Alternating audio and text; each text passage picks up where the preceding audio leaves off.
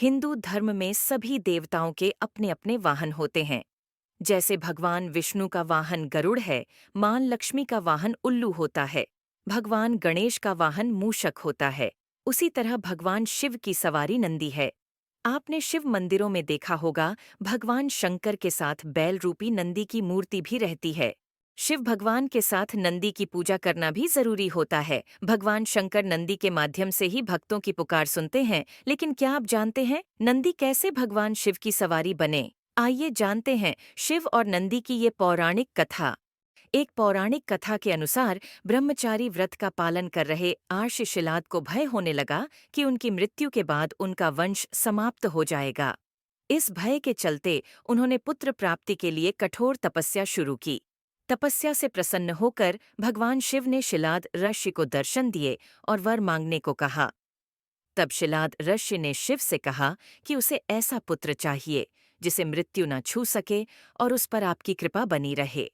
भगवान शिव ने उसे आशीर्वाद देते हुए कहा कि उसे ऐसे ही पुत्र की प्राप्ति होगी। अगले दिन आर्षशिलाद एक खेत से गुजर रहे थे। उन्होंने देखा कि खेत में एक नवजात बच्चा पड़ा है। बच्चा काफी सुंदर और लुभावना था। उन्होंने सोचा कि इतने प्यारे बच्चे को कौन छोड़कर चला गया।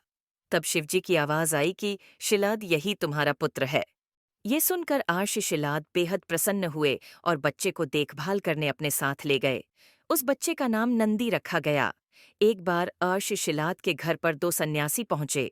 उनका खूब आदर सत्कार हुआ। इससे प्रसन्न होकर सन्यासियों ने आर्षशिलाद को दीर्घ आयु का आशीर्वाद दे दिया, लेकिन नंदी के लिए एक शब्द भी नहीं बोला। आर्षशिलाद ने सन्यासियों से इसका कारण पूछा। तब सन्यासियों ने बताया कि नंदी की उम्र कम है, इसलिए हमने इसे कोई आशीर्वाद नहीं दिया। यह बात नंदी ने सुन ली और आर्षशिलाद से कहा कि मेरा जन्म भगवान शिव की कृपा से हुआ है और वे ही मेरी रक्षा करेंगे। इसके बाद नंदी भगवान शिव की स्तुति करने लगे और कठोर तप किया। इससे प्रसन्न होकर भगवान शिव प्रकट हुए और नंदी को अपना प्रिय वाहन बना लिया। इसके बाद से भगवान शिव के साथ नंदी की भी पूजा की जाने लगी।